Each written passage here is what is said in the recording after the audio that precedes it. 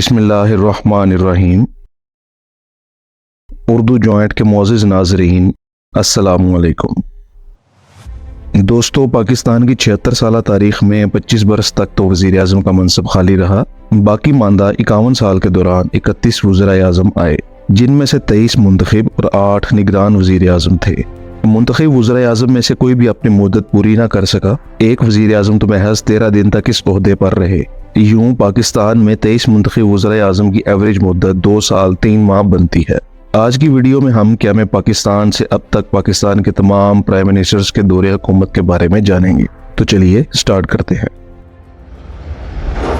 नवाबज़ादा लियाकत अली खान। पाकिस्तान के पहले prime minister नवाबज़ादा Liaquat Ali Khan थे। आप क़याम पाकिस्तान से 1951 में उस वक्त तक पाकिस्तान के वज़ीर आज़म रहे जब 16 अक्टूबर 1951 को आपको रावलपिंडी के म्यूनिसिपल पार्क में एक जलसे से खिताब का आगाज करते हुए सैयद अकबर नामी एक शख्स ने सीने में 2 गोलियां मारकर शहीद कर दिया। सैयद अकबर नामी ये शख्स था तो अफगानी, मगर हुकूमत पाकिस्तान की तरफ से इसे नामालूम वजूहात की बिना पर $155, जबकि उसके भाई मजरक खान को $224 का माहाना वजीफा दिया जा रहा था। कातिल सैयद अकबर को सबूत मिटाने की खातिर मौके पर ही मार दिया गया। लियाकत अली खान की वफात के बाद उन्हें शहीद मिलत का खिताब दिया गया और इस पार्क को लियाकत बाग का नाम दिया गया। यहाँ दिलचस्प बात यह है कि ये वही लियाकत बाग है जहाँ 2007 में साबिक वज़ीर आज़म बेनज़ीर भुट्टो को कत्ल किया गया था। ख्वाजा नाज़िमुद्दीन। पाकिस्तान के दूसरे वज़ीर आज़म ख्वाजा नाज़िमुद्दीन थे, जिनका ताल्लुक ढाका की नवाब फैमिली से था। जब कायदे आज़म ने उर्दू को पाकिस्तान की सरकारी और कौमी ज़ुबान का दर्जा दिया तो बतौर वज़ीर आला बंगाल ख्वाजा नाज़िमुद्दीन ने इसकी सख्त मुखालफत की और बंगालियों से बंगला ज़ुबान को सरकारी ज़ुबान का दर्जा दिलवाने का वादा किया। मगर वज़ारत उज़्मा का मनसब संभालने के बाद सियासी मसलहतों के बायस वो अपना वादा पूरा ना कर सके तो बंगाल में काफ़ी मुजाहरे और एहतजाज होने लगे। इसी दौरान कादियानियों के खिलाफ तहरीक ख़त्म नबूवत ने भी जोर पकड़ लिया और हालात इस कदर ख़राब हुए कि लाहौर में मार्शल लॉ लगाना पड़ा। गवर्नर जनरल मलिक गुलाम मोहम्मद ने 17 अप्रैल 1953 को नक्शे अमन, आटे की किल्लत और दीगर इल्ज़ामात आयद करके ख्वाजा नाज़िमुद्दीन को माज़ूल कर दिया और आप पाकिस्तान की तारीख में बरतरफ होने वाले पहले वज़ीर आज़म बन गए। उनकी दयानतदारी और रास्तबाजी का ये आलम था कि एक बार उनके दामाद कर्नल वसीउद्दीन ने उन्हें अपनी तरक्की के लिए कहा तो उन्होंने अपने दामाद को ये कहकर टाल दिया कि काबीना नहीं मानी। हालांकि ख्वाजा साहब खुद ही वज़ीर दिफा थे, अगर वो चाहते तो बगैर किसी सवाबदीद के अपने दामाद की तरक्की का हुक्म दे सकते थे, मगर वो कायदे कानून के अज़हद पाबंद थे। मोहम्मद अली बोगरा। मोहम्मद अली बोगरा पाकिस्तान के तीसरे वज़ीर आज़म थे, जिन्हें 17 अप्रैल 1953 को ख्वाजा नाज़िमुद्दीन की माज़ूली के बाद पाकिस्तान की वज़ारत उज़्मा का मनसब सौंपा गया। मोहम्मद अली बोगरा उस वक़्त अमेरिका में पाकिस्तान के सफ़ीर की हैसियत से काम कर रहे थे और उनको वाशिंगटन से बुलाकर वज़ीर आज़म बना दिया गया। आप पाकिस्तान के पहले टेक्नोक्रेट और इम्पोर्टेड वज़ीर आज़म थे जिनका ना तो सियासत से कोई ताल्लुक था और ना ही वो पार्लियामेंट के मेंबर थे। उनकी वाहिद काबिलियत महज ये थी कि उन्हें अमेरिका की पुष्टपनाही हासिल थी और उनकी हैसियत एक कठपुतली वज़ीर आज़म जैसी थी। मोहम्मद अली बोगरा की खुशामदी का ये आलम था कि अमेरिका ने रेलवे के कुछ इंजन दोस्ती के तौर पर पाकिस्तान भेजे। गवर्नर जनरल मलिक गुलाम मोहम्मद ने एक तकरीब में उनका इस्तकबाल करना था। जब गुलाम मोहम्मद अपनी गाड़ी में तकरीब के मुकाम की तरफ रवाना होने लगे तो मोहम्मद अली बोगरा उन्हें खुश करने की गर्ज से प्रोटोकॉल में मौजूद फौजी जवान की जगह खुद गवर्नर जनरल की गाड़ी के आगे मोटरसाइकिल चलाने लगे। जब ये कॉन्वॉय रेलवे स्टेशन पहुंचा तो मोहम्मद अली बोगरा इंजन ड्राइवर की जगह खुद उसकी टोपी पहनकर रेलवे इंजन चलाने लगे, लेकिन उनकी हुकूमत की गाड़ी इन शोबदाबाजियों के बावजूद ना चल सकी और गवर्नर जनरल मलिक गुलाम मोहम्मद ने जबरदस्ती असम्बली तहलील करवा दी। कहा जाता है कि मलिक गुलाम मोहम्मद ने army chief general Ayub Khan और वजीर खजाना चौधरी मोहम्मद अली की मौजूदगी में गन पॉइंट पर मोहम्मद अली बोगरा से असम्बली तहलील करवाने के अहकामात पर दस्तखत करवाए और चौधरी मोहम्मद अली को वजीर आज़म बना दिया। चौधरी मोहम्मद अली। चौधरी मोहम्मद अली का ताल्लुक जालंधर से था। उन्होंने बतौर अकाउंटेंट सिविल सर्विस का आगाज किया और क़याम पाकिस्तान से कबल सेक्रेटरी खजाना के मनसब तक जा पहुंचे। क़याम पाकिस्तान के बाद उन्हें सेक्रेटरी जनरल का ओहदा दिया गया, जो एक तरह से डिप्टी प्राइम मिनिस्टर के बराबर था। چودھری محمد علی کا سب سے بڑا کارنامہ پاکستان کے پہلے آئین کی تشکیل ہے۔ انہوں نے وزارت عظمیٰ کا منصب سنبھالنے کے محض 5 ماہ بعد نئے آئین کا مسودہ شائع کر دیا۔ 23 مارچ 1955 کو پہلے آئین پاکستان کی منظوری دے دی گئی اور اس دن کو یوم جمہوریہ کا نام دیا گیا، جبکہ 2 سال بعد مارشل لاء کے دوران 23 مارچ کو یوم جمہوریہ کی بجائے یوم پاکستان کا نام دیا گیا۔ چودھری محمد علی کی کفایت شاری اور ایمانداری کا یہ عالم تھا کہ وزارت عظمیٰ کے منصب سے فراغت کے بعد جب انہیں علاج معالجے کی غرض سے بیرون ملک جانا پڑا تو صدر سکندر مرزا نے انہیں سرکاری خرچ پر علاج کی آفر کی، جو انہوں نے یہ کہہ کر ٹھکرا دی کہ میں سرکاری خزانے پر بوجھ نہیں بننا چاہتا، اور بہت اصرار پر 20,000 کا قرض لینے پر آمادہ ہوئے اور بعد میں یہ رقم بھی قومی خزانے میں واپس جمع کروا دی۔ حسین شہید سہروردی۔ حسین شہید سہروردی، جنہیں ملک دشمن اور غدار قرار دیا جا چکا تھا، ضرورت پڑنے پر انہیں وزارت قانون کا قلمدان سونپ دیا گیا۔ محمد علی بوگرا کی کیبنٹ میں حسین شہید سہروردی کو شامل کرنے کا کڑوا گھونٹ اس لیے بھرنا پڑا کیونکہ خواجہ ناظم الدین کی برطرفی اور مولوی اے کے فضل حق کو غدار قرار دیے جانے کے بعد مشرقی پاکستان میں کوئی ایسا نمایاں لیڈر نہ تھا جو پاکستان کے لیے اپنی خدمات پیش کر سکتا۔ گورنر جنرل ملک غلام محمد نے دھمکی دی کہ اگر حسین شہید سہروردی نے وزارت قبول نہ کی تو وہ اقتدار commander in chief general Ayub Khan کو منتقل کر دیں گے۔ یوں فوجی مداخلت کا راستہ روکنے کے لیے حسین شہید سہروردی نے وزارت قبول کی۔ انہوں نے وزارت عظمیٰ سے اس وقت استعفیٰ دے دیا جب انہیں جنرل ایوب خان کی مدت ملازمت میں توسیع اور مشتاق احمد گرمانی کو مغربی پاکستان کے گورنر کے طور پر ہٹانے کے لیے زور دیا گیا۔ ابراہیم اسماعیل چندریگر۔ حسین شہید سہروردی کے مستعفی ہونے کے بعد ابراہیم اسماعیل چندریگر وزیر اعظم بنے، جنہیں آئی چندریگر بھی کہا جاتا ہے۔ وہ محض 54 دن کے لیے وزیر اعظم رہے۔ اس کی وجہ یہ تھی کہ چندریگر مسلمانوں اور اقلیتوں کے لیے جداگانہ طریقہ انتخاب چاہتے تھے، مگر باقی جماعتیں مخلوط طرز انتخاب کی حامی تھیں۔ اس معاملے پر اختلاف اتنا بڑا کہ 16 دسمبر 1957 کو آئی چندریگر کو مستعفی ہو کر گھر جانا پڑا۔ ملک فیروز خان نون۔ چندریگر کے مستعفی ہونے کے بعد سرگودا کے علاقے نورپور نون کے جاگیردار ملک فیروز خان نون کے سر پر پاکستان کی وزارت عظمیٰ کا تاج سجایا گیا۔ فیروز خان نون قیام پاکستان کے بعد مشرقی پاکستان کے گورنر، وزیر اعلیٰ پنجاب اور پھر وزیر خارجہ کے طور پر خدمات سر انجام دے چکے تھے۔ انہوں نے وزیر اعظم بنتے ہی جنرل ایوب خان کی مدت ملازمت میں 2 سال کی توسیع کر دی، اور ان کے اس فیصلے نے تاریخ کا دارہ بدل کر رکھ دیا، کیونکہ یہ 2 سال مکمل ہونے سے پہلے ہی جنرل ایوب خان نے مارشل لاء لگا دیا اور نہ صرف فیروز خان نون کی چھٹی کروا دی بلکہ صدر سکندر مرزا کو بھی گھر بھیج دیا۔ محمد نور الامین۔ جب بھارتی فوج مشرقی پاکستان میں داخل ہو چکی تھی اور جنرل امیر عبداللہ خان نیازی نے سرنڈر کر دیا تو اس سے چند روز قبل جنرل یحییٰ خان نے بنگالی رہنما نور الامین کو وزیر اعظم بنا دیا اور ذوالفقار علی بھٹو کو نائب وزیر اعظم مقرر کر دیا۔ جب پاکستان ٹوٹ گیا تو نور الامین کی 13 روزہ وزارت عظمیٰ کے دن بھی تمام ہوئے۔ ذوالفقار علی بھٹو۔ پاکستان کی سیاست میں ذوالفقار علی بھٹو کا بہت اہم کردار رہا ہے۔ انہوں نے بہت سی وزارتوں کا قلمدان سنبھالا اور 1963 سے 1966 تک پاکستان کے وزیر خارجہ بھی رہے۔ ذوالفقار علی بھٹو 1971 سے 1973 تک پاکستان کے چوتھے صدر کی حیثیت سے کام کرتے رہے اور بعد ازاں 14 اگست 1973 کو پاکستان کے موجودہ آئین کی منظوری کے بعد پاکستان کے 9ویں وزیر اعظم بنے۔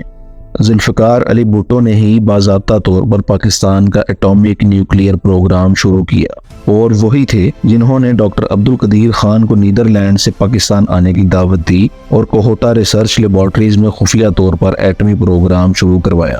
5 جولائی 1977 کو جنرل ضیاء الحق نے مارشل لاء لگا دیا اور ذوالفقار علی بھٹو کو وزیر اعظم کے عہدے سے ہٹا دیا۔ بعد ازاں 4 اپریل 1979 کو انہیں سینٹرل جیل راولپنڈی میں پھانسی دے دی گئی۔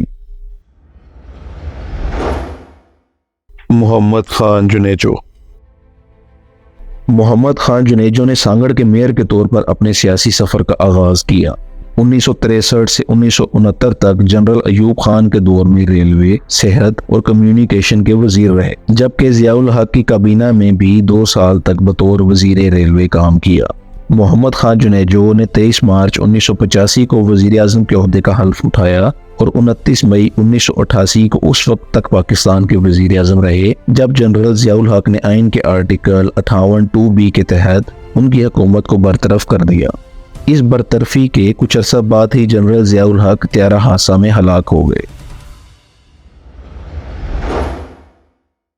بے نظیر بھٹو۔ ذوالفقار علی بھٹو کی پھانسی کے بعد بے نظیر لندن چلی گئی اور 10 اپریل 1986 کو جب واپس آئیں تو لاہور ایئرپورٹ پر جیلوں کا سیلاب امڑ آیا، اور یہی سیلاب جنرل ضیاء الحق کی طیارہ حادثہ میں ہلاکت کے بعد ہونے والے عام انتخابات میں بے نظیر بھٹو کو تمام تر مخالفت کے باوجود وزارت عظمیٰ کے منصب تک لے گیا۔ بے نظیر بھٹو کا راستہ روکنے کے لیے 9 سیاسی جماعتوں کو ملا کر اسلامی جمہوری اتحاد یعنی IJI بنایا گیا، جس کے روح رواں میاں محمد نواز شریف تھے، لیکن تمام تر کوششیں بے سود رہیں اور ذوالفقار علی بھٹو کی بیٹی بے نظیر بھٹو 2 دسمبر 1988 کو اسلامی دنیا کی پہلی خاتون وزیر اعظم بن گئی۔ صدر غلام اسحاق خان نے ایک بار پھر سے آئین کے آرٹیکل 58(2)(b) کا استعمال کرتے ہوئے محض 2 سال بعد 6 اگست 1990 کو کرپشن اور بدعنوانی کے الزامات لگا کر بے نظیر بھٹو کی اسمبلی تحلیل کر دی۔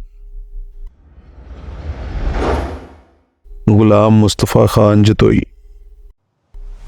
صدر غلام اسحاق خان نے بے نظیر بھٹو کی حکومت ختم کرنے کے بعد غلام مصطفیٰ خان جتوئی کو نگران وزیر اعظم بنا دیا اور عام انتخابات کا اعلان کر دیا۔ غلام مصطفیٰ جتوئی نے بہت ہاتھ پاؤں مارے کہ وہ نگران سے مستقل وزیر اعظم بن سکیں، مگر تمام تر کوششیں بے سود رہیں اور میاں محمد نواز شریف وزیر اعظم بنے۔ میاں محمد نواز شریف۔ 1990 کے عام انتخابات کے بعد پہلے مسلم لیگ اور پھر IJI نے بھی میاں محمد نواز شریف کو وزیر اعظم نامزد کیا تو 6 نومبر 1990 کو انہوں نے پاکستان کے 14ویں وزیر اعظم کی حیثیت سے حلف اٹھا لیا۔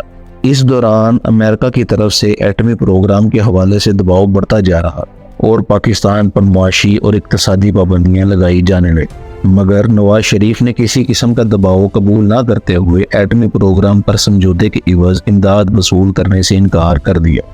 پاکستان کی خارجہ پالیسی سے متعلق آرمی چیف مرزا اسلم بیگ اور وزیر اعظم نواز شریف میں اختلافات ہوئے تو صدر کی مشاورت سے قبل از وقت ہی اگلے آرمی چیف کا اعلان کر دیا گیا، مگر حالات بہتر ہونے کی بجائے بگڑتے چلیں گے اور صدر غلام اسحاق خان اور نواز شریف کے تعلقات میں دراڑ آنے لگی۔ 18 اپریل 1993 کو صدر غلام اسحاق خان نے ایک بار پھر سے 58(2)(b) کا استعمال کرتے ہوئے نواز حکومت کو برطرف کر دیا اور میر بلخ شیر مزاری کو نگران وزیر اعظم بنا دیا۔ نواز شریف نے صدارتی حکم نامے کو عدالت میں چیلنج کر دیا، جس کے نتیجے میں 26 مئی کو سپریم کورٹ نے صدارتی حکم نامے کو کالعدم قرار دیتے ہوئے نواز شریف کی حکومت بحال کر دی، مگر حالات اس قدر کشیدہ ہو چکے تھے کہ صدر اور وزیر اعظم ایک دوسرے سے استعفوں کا مطالبہ کرنے لگے۔ Army chief general Abdul Waheed Kakar کی مداخلت پر صدر غلام اسحاق خان اور وزیر اعظم میاں محمد نواز شریف دونوں نے 8 جولائی 1993 کو استعفیٰ دے دیا، جس کے بعد معین الدین قریشی کو نگران وزیر اعظم بنا دیا گیا اور 6 اکتوبر کو عام انتخابات کا اعلان کر دیا۔ معین الدین قریشی۔ معین الدین قریشی IMF کے وائس پریزیڈنٹ رہے اور جب انہیں نگران وزیر اعظم بنانے کا فیصلہ کیا گیا تو وہ سنگاپور میں تھے۔ ان کے پاس پاکستان کا شناختی کارڈ یا پاسپورٹ تک نہ تھا۔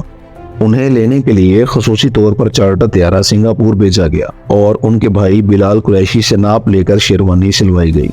انتخابات کے بعد وہ واپس امریکہ چلے گئے اور پھر کبھی لوٹ کر نہ آئے، اس لیے معین الدین قریشی کو امپورٹڈ وزیر اعظم کہا جاتا ہے۔ بے نظیر بھٹو۔ اکتوبر 1993 میں ہونے والے انتخابات میں میاں محمد نواز شریف نے IJI کی بجائے پاکستان مسلم لیگ نون کے پلیٹ فارم سے الیکشن لڑا اور جب الیکشن کا رزلٹ آیا تو ووٹوں کے اعتبار سے تو مسلم لیگ نون آگے تھی، مگر قومی اسمبلی کی نشستوں کے اعتبار سے پاکستان پیپلز پارٹی آگے تھی۔ یوں بے نظیر بھٹو دوسری مرتبہ وزارت عظمیٰ کے منصب پر براجمان ہوئیں اور ساتھ ہی ان کے قابل اعتماد ساتھی فاروق احمد خان لغاری صدر منتخب ہوئے۔ بے نظیر بھٹو دوسری مرتبہ وزیر اعظم منتخب ہوئیں تو اس بار وہ پہلے کی نسبت بہت مضبوط وزیر اعظم ثابت ہو رہی تھیں، مگر اس بار ان پر تنقید اپوزیشن کی بجائے گھر سے بھی کی جا رہی تھی، جس میں ان کی والدہ نصرت بھٹو اور بھائی مرتضی بھٹو شامل تھے۔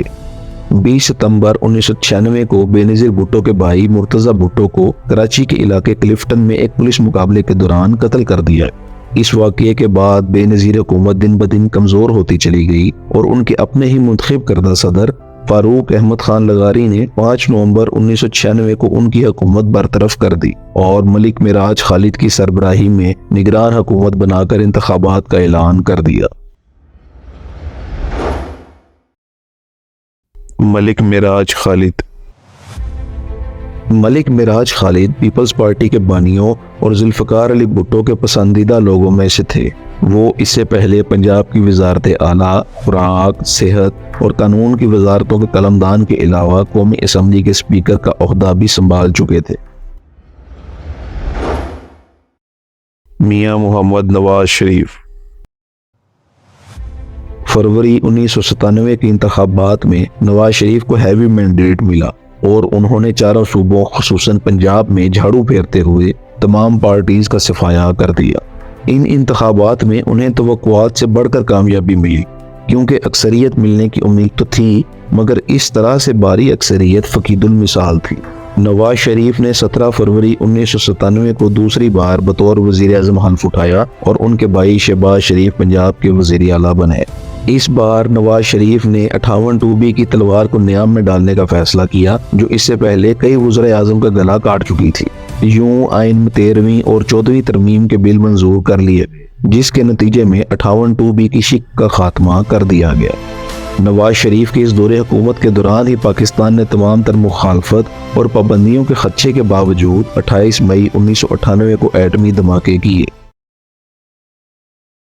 اگلے سال ہی جب کارگل کی جنگ کے دوران پاکستان کو پسپائی ہونے لگی تو نواز شریف نے جنگ بندی کے لیے رضامندی ظاہر کرتے ہوئے امریکن صدر بل کلنٹن سے مدد مانگی، تو اس معاملے پر وزیر اعظم نواز شریف اور army chief general Pervez Musharraf کے درمیان قدورتیں بڑھنے لگیں، جس کے نتیجے میں 12 اکتوبر 1999 کو نواز شریف نے جنرل پرویز مشرف کو ان کے عہدے سے ہٹانے کے احکامات جاری کر دیے، مگر جنرل پرویز مشرف پہلے سے تیار تھے۔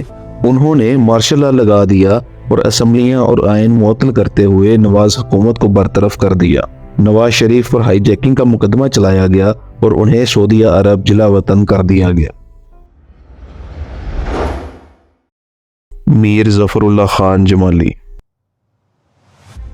جنرل پرویز مشرف نے ڈکٹیٹرشپ کو ڈیموکریسی بنانے کی کوشش کرتے ہوئے اکتوبر 2002 میں عام انتخابات کروائے، تو ان کی کوشش تھی کہ وزیر اعظم کسی چھوٹے صوبے سے لایا جائے تاکہ یہ تاثر دیا جا سکے کہ چھوٹے صوبوں کا احساس محرومی ختم کیا جا رہا ہے۔ وزارت عظمیٰ کا قرہ بلوچستان کے ضلع نصیر آباد کے گاؤں رجحان جمالی سے تعلق رکھنے والے میر ظفر اللہ خان جمالی کے نام نکلا اور 22 نومبر 2002 کو میر ظفر اللہ خان جمالی پاکستان کے 20ویں وزیر اعظم منتخب ہو گئے، لیکن جلد ہی صدر مشرف ان سے بھی اکتا گئے۔ پرویز مشرف کی میر ظفر اللہ خان جمالی سے ناراضی کی وجوہات میں جمالی صاحب کو دورہ امریکہ میں ملنے والے پروٹوکول کے علاوہ ان کا پرویز مشرف کے آرمی چیف کا عہدہ چھوڑنے کا حامی ہونا بھی شامل ہے۔ مزید یہ کہ پرویز مشرف ڈاکٹر عبدالقدیر خان کو امریکہ کے حوالے کرنا چاہتے تھے، مگر ظفر اللہ جمالی ان کے ان ارادوں کی راہ میں رکاوٹ بن گئے۔ ان وجوہات کی بنا پر جنرل پرویز مشرف نے انہیں عہدے سے ہٹانے کا فیصلہ کیا، تو وہ خود ہی 26 جون 2004 کو وزارت عظمیٰ کے عہدے سے مستعفی ہو گئے۔ چودھری شجاعت حسین میر ظفر اللہ خان جمالی کی فراغت کا فیصلہ ہوا تو وزارت خزانہ کا قلمدان سنبھالنے والے شوکت عزیز وزارت عظمیٰ کے نئے امیدوار تھے، مگر مشکل یہ تھی کہ وہ قومی اسمبلی کے رکن نہ تھے، اس لیے وزارت عظمیٰ کا منصب عارضی طور پر بطور امانت چودھری شجاعت حسین کے سپرد کرنے کا فیصلہ کیا گیا۔ اور یوں چودھری شجاعت حسین پاکستان کے 21ویں وزیر اعظم بن گئے۔ جب شوکت عزیز قومی اسمبلی کے رکن منتخب ہو گئے تو چودھری شجاعت حسین نے وزارت عظمیٰ کی امانت انہیں لوٹا دی۔ شوکت عزیز شوکت عزیز سٹی گروپ کے گلوبل ویلتھ مینجمنٹ کے ہیڈ تھے۔ جنرل پرویز مشرف نے مارشل لا لگانے کے بعد ان سے رابطہ کیا اور وزارت خزانہ اور تجارت ان کے حوالے کر دی۔ بعد میں میر ظفر اللہ خان جمالی کے مستعفی ہونے کے بعد ان کو قومی اسمبلی کا رکن منتخب کروایا گیا اور وزارت عظمیٰ کا منصب سونپ دیا گیا۔ وزیر اعظم شوکت عزیز اپنی مدت ملازمت ختم ہونے پر نئی ملازمت کے حصول کی خاطر بیرون ملک چلے گئے اور ان کا پاکستانی عوام سے محض اتنا ہی تعلق رہا کہ وہ ایک مہمان وزیر اعظم کے طور پر آئے اور پھر چلے گئے۔ میاں محمد سومرو شوکت عزیز کی وزارت عظمیٰ کی مدت پوری ہونے کے بعد میاں محمد سومرو کو نگران وزیر اعظم بنایا گیا، جو کہ چیئرمین سینٹ بھی تھے۔ انتخابات کے بعد پیپلز پارٹی کی حکومت بنی تو یوسف رضا گیلانی وزیر اعظم بنے۔ سید یوسف رضا گیلانی سید یوسف رضا گیلانی پرویز مشرف کے دور حکومت میں زیر عتاب رہے اور 2002 کے عام انتخابات میں بھی حصہ نہ لے سکے۔ 2008 کے انتخابات میں پیپلز پارٹی نے میدان مار لیا اور قومی اسمبلی میں اکثریتی جماعت کے طور پر سامنے آئی۔ 24 مارچ 2008 کو یوسف رضا گیلانی ریکارڈ ووٹ لے کر وزیر اعظم منتخب ہو گئے۔ سپریم کورٹ نے NRO عمل درآمد کیس میں وزیر اعظم سید یوسف رضا گیلانی کو حکم دیا کہ سوئس مقدمات ری اوپن کرنے کے لیے خط لکھا جائے، مگر وزیر اعظم کا کہنا تھا کہ صدر مملکت کو استثناء حاصل ہے، اس لیے خط نہیں لکھا جا سکتا۔ سپریم کورٹ نے خط نہ لکھنے پر وزیر اعظم یوسف رضا گیلانی کو 16 جنوری 2012 کو توہین عدالت کا نوٹس جاری کرتے ہوئے طلب کر لیا۔ عدالت میں انہوں نے پھر سے وہی موقف دہرایا، مگر سپریم کورٹ نے یہ موقف مسترد کرتے ہوئے 26 اپریل 2012 کو توہین عدالت کا مرتکب پاتے ہوئے عدالت برخاست ہونے تک یوسف رضا گیلانی کو قید کی سزا سنا دی، جو 6 سیکنڈز پر محیط تھی۔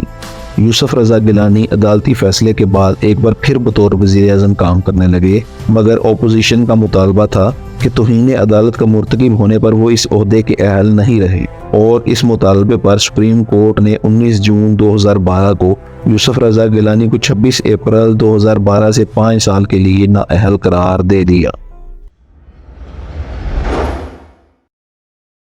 راجہ پرویز اشرف یوسف رضا گیلانی کی رخصتی کے بعد پیپلز پارٹی کی جانب سے مخدوم شہاب الدین کو وزارت عظمیٰ کے لیے نامزد کیا گیا، مگر اگلے ہی روز اینٹی نارکوٹکس فورس نے ایفیڈرین کیس میں ان کے وارنٹ گرفتاری جاری کروا لی اور ان کی بجائے راجہ پرویز اشرف 22 جون 2012 کو حادثاتی طور پر اسلامی جمہوریہ پاکستان کے وزیر اعظم منتخب ہو گئے۔ 24 مارچ 2013 کو اسمبلیوں کی مدت پوری ہوئی تو راجہ پرویز اشرف کا مختصر دور حکومت بھی تمام ہوا۔ میر ہزار خان کھوسو مارچ 2013 میں پیپلز پارٹی کی حکومت کی مدت پوری ہوئی تو میر ہزار خان کھوسو کو نگران وزیر اعظم بنا دیا گیا اور مئی 2013 میں عام انتخابات کا اعلان کر دیا گیا۔ میاں محمد نواز شریف 11 مئی 2013 کو ہونے والے عام انتخابات میں پیپلز پارٹی کی ساکھ بہت کمزور تھی۔ یہ انتخابی دنگل مسلم لیگ نواز نے جیت لیا اور نواز شریف نے تیسری بار وزیر اعظم بن کر ریکارڈ قائم کر دیا اور وفاق اور پنجاب میں حکومت بنانے میں کامیاب ہو گئے۔ عمران خان کے انتخابات میں دھاندلی اور 4 حلقے کھولنے سے شروع ہونے والی بات جلد ہی بتنگڑ بن گئی اور پی ٹی آئی نے اسلام آباد کی طرف آزادی مارچ، جبکہ پاکستان عوامی تحریک نے انقلاب مارچ شروع کر دیا۔ اسی دوران جرنلسٹ عمر چیمہ نے پاناما اسکینڈل کی خبر بریک کی تو نواز شریف کی مشکلات میں مزید اضافہ ہو گئی اور آف شور کمپنیز کے حوالے سے تحقیقات اور نواز شریف سے استعفے کا مطالبہ ہونے لگا۔ عدالتی کمیشن بنا کر تحقیقات کی گئی اور 28 جولائی 2017 کو فیصلہ سنایا گیا کہ نواز شریف صادق اور امین نہیں رہے اور انہیں نااہل کر دیا گیا۔ اس کے ساتھ ہی ایون فیلڈ ریفرنس میں نواز شریف کو 10، مریم نواز کو 7 جبکہ کیپٹن صفدر کو 1 سال قید کی سزا سنائی اور انہیں اڈیالہ جیل منتقل کر دیا، جہاں سے انہیں ان کی فرمائش پر نومبر 2019 میں علاج کے لیے لندن بھیج دیا گیا۔ شاہد خاقان عباسی۔ جب سپریم کورٹ نے نواز شریف کو پاناما سکینڈل میں نااہل قرار دے دیا تو شاہد خاقان عباسی کو عبوری وزیر اعظم بنا کر شہباز شریف یا بیگم کلثوم نواز کو مستقل وزیر اعظم بنانے کا فیصلہ کیا گیا، مگر پھر 31 مئی 2018 میں اسمبلیاں تحلیل ہونے تک شاہد خاقان عباسی ہی وزیر اعظم رہے۔ جسٹس ناصر الملک۔ مسلم لیگ نون کی حکومت کی مدت پوری ہونے پر جسٹس ناصر الملک نگران وزیر اعظم بنے اور 25 جولائی 2018 کو عام انتخابات کا اعلان کر دیا۔ عمران احمد خان نیازی۔ پاکستان کو ورلڈ کپ جتوانے والے کپتان اور اپنی والدہ شوکت خانم کے نام سے پاکستان میں پہلا کینسر ہاسپٹل بنانے والے عمران احمد خان نیازی نے 25 اپریل 1996 کو پاکستان تحریک انصاف کے نام سے اپنی پارٹی بنائی تو شروعات میں انہیں کوئی خاطر خواہ کامیابی نہ مل سکی۔ 2002 کے الیکشنز میں وہ پاکستان تحریک انصاف کے واحد ممبر قومی اسمبلی منتخب ہوئے۔ جب عمران خان نے 2008 کے انتخابات کا بائیکاٹ کیا تو یہ سمجھا جانے لگا کہ پی ٹی آئی نہ تمام حسرتوں اور ادھورے خوابوں کے قبرستان میں دفن ہو جائے، لیکن 30 اکتوبر 2011 کو مینار پاکستان کے جلسے نے یہ سب تاثرات غلط ثابت کر دیے۔ پی ٹی آئی 2013 کے عام انتخابات میں اکثریتی جماعت تو نہ بن سکی، لیکن 22 سال جدوجہد کے بعد جولائی 2018 میں ہونے والے عام انتخابات میں پی ٹی آئی نے کامیابی حاصل کی تو عمران خان وزیر اعظم بننے میں کامیاب رہے اور 18 اگست 2018 کو نیا پاکستان بناتے ہوئے انہوں نے بطور وزیر اعظم حلف اٹھا لیا۔ پی ڈی ایم نے فروری 2022 میں عمران خان کے خلاف عدم اعتماد کی تحریک لانے کا اعلان کیا اور 8 مارچ کو نو کانفیڈنس موشن قومی اسمبلی میں جمع کروا دی گئی اور پی ٹی آئی کے 24 ایم این ایز نے غداری کرتے ہوئے اپوزیشن سے ہاتھ ملا کر سندھ ہاؤس میں ڈیرے ڈال لیے۔ ڈپٹی اسپیکر قاسم سوری نے 3 اپریل کو عدم اعتماد کی قرارداد ووٹنگ کروائے بغیر رولنگ کے ذریعے مسترد کر دی اور عمران خان کی سفارش پر صدر عارف علوی نے اسمبلیاں تحلیل کرنے کی سمری پر دستخط کر دیے۔ 7 اپریل 2022 کو سپریم کورٹ نے ڈپٹی اسپیکر کی رولنگ کا عدم قرار دیتے ہوئے قومی اسمبلی کو بحال کر کے 9 اپریل کو عدم اعتماد پر ووٹنگ کروانے کا حکم دیا، مگر جب رات گئے تک ووٹنگ نہ کروائی گئی تو آدھی رات کو عدالت کے تالے کھل گئے اور قومی اسمبلی کے اسپیکر اسد قیصر نے رات 11:30 بجے استعفیٰ دیتے ہوئے اجلاس کی صدارت سردار ایاز صادق کے حوالے کر دی تو وزیر اعظم عمران خان نے ووٹنگ ہونے سے پہلے ہی اپنی ڈائری اٹھائی اور وزیر اعظم ہاؤس چھوڑ کر بنی گالہ اپنی رہائش گاہ چلے گئے۔ میاں محمد شہباز شریف۔ 9 اور 10 اپریل کی درمیانی رات جب وزیر اعظم عمران خان کو تحریک عدم اعتماد کے ذریعے ان کے عہدے سے ہٹایا گیا تو 11 اپریل 2022 کو 3 بار وزیر اعظم رہنے والے نواز شریف کے چھوٹے بھائی میاں محمد شہباز شریف کو وزیر اعظم بنا دیا گیا اور رواں برس اگست 2023 میں اسمبلیوں کی مدت پوری ہونے پر وہ اس عہدے سے دستبردار ہوئے۔ انوار الحق کاکڑ۔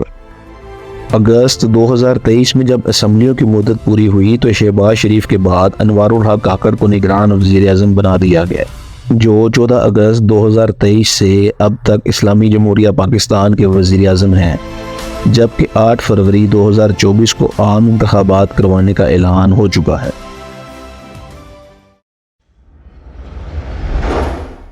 دوستو، یہ تھے کہ ہمیں پاکستان سے آج تک کے تمام وزرائے اعظم۔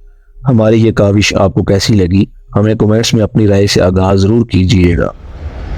اگر یہ ویڈیو آپ کو پسند آئی تو اسے لائک اور شیئر کریں، چینل پر نئے ہیں تو چینل کو سبسکرائب کر لیں اور بیل آئیکن بھی پریس کر دیں تاکہ آنے والی ویڈیوز کے نوٹیفیکیشن آپ کو ملتے رہیں۔ اللہ نگہبان۔